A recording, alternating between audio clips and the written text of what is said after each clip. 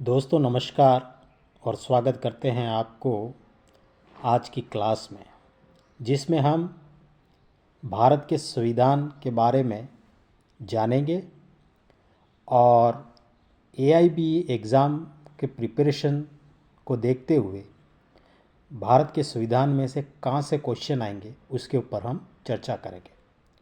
जैसा कि दोस्तों आप जानते हैं कि जो भी एडवोकेट प्रैक्टिस करना चाहता है या जो भी जुडिशरीज या एग्ज़ाम देना चाहते हैं, for them all is compulsory to fight the AIB exams. So दोस्तों, अगर इसको करेक्ट करना है तो आज हम संविधान के ऊपर फोकस करेंगे। ये ओपन डायरेक्ट एग्ज़ाम होता है बट समय कम होता है दोस्तों। काफ़ी बार अगर हमें डायरेक्ट के जो पार्ट होते हैं, आर्टिकल्स होते हैं, कहाँ से क्वेश्चन आएगा, कैसा आएगा, ये अगर हमें पता नहीं है तो फिर क्या होता है कि हम उसको ढूंढते ही समय हो जाएगा।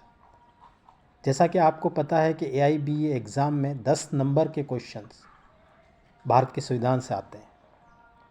सो दोस्तों, विशेष करके हम देखेंगे कि फंडामेंटल राइट्स एक ऐसा भाग है जो भाग 3 फंडामेंटल राइट्स मौलिक अधिकार से क्वेश्चन अधिकतर, आप पिछले रिकॉर्ड को देख लीजिए, पुराने क्वेश्चन पेपर्स को देख लीजिए, तो फंडामेंटल राइट से काफ़ी बार क्वेश्चन पूछे गए। सो कुछ ऐसे जो भाग है उनके ऊपर मैं आपका ध्यान आकर्षित करना चाहूँगा कि दोस्तों इनके ऊपर आप ध्यान रखिए, अपनी नज़र बनाए रखिए। फंडामेंटल राइट्स, रीट्स कितने प्रकार की होती है और कहाँ पे हम इसको पीआई दाखिल कर सकते हैं, direct principle of state duties और यूनियन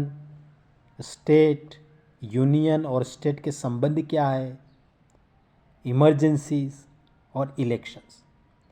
ये जो पार्ट के नाम दिए हैं दोस्तों, इनके ऊपर आप ध्यान रखना और जो भी है अपने डायरेक्ट में आप ध्यान में रखना कि ये पार्ट यहाँ पर है, जिससे कि एग्ज़ाम में आपको खोलने में मदद मिलेगी। अगर आप इतना पढ़ लेंगे तो डेफिनेटली ही आपको 6 से 7 नंबर कहीं नहीं गए, आप कवर कर लोगे।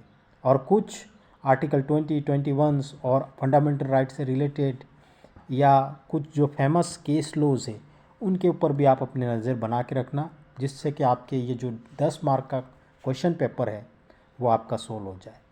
सो राज्य के नीति निर्देश तत्व है जो भाग 4 में है दोस्तों, तो आप ध्यान रखिए इनको, अच्छी तरह से आप पढ़िए और आपके ध्यान में रखना, याद करने की कोशिश ना करें बट ध्यान में रखना कि कहाँ पे कौन से भाग में क्या लिखा है।